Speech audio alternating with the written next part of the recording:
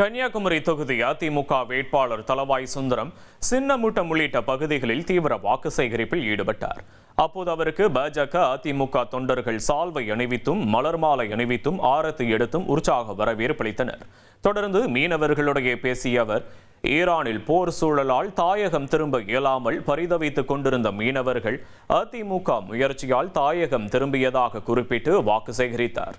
தொடர்ந்து ஆங்காங்கே தேவாலயம், கோயில்களில் வழிபாடு செய்த அவர் பொதுமக்களின் குறைகளை கேட்டறிந்ததோடு அதிமுகவின் சாதனைகளையும் விளக்கி பேசினார்.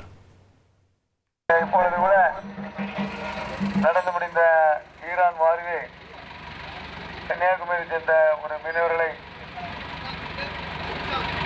ஈரானிலிருந்து நமது குழு அமைத்து சேவரமன தலைமையில் குழு அமைத்து அவர்களை மீட்டெடுத்த பெருமை அனைத்து இந்திய அண்ணா திராவிட முன்னேற்ற கழகத்தை சாரும்.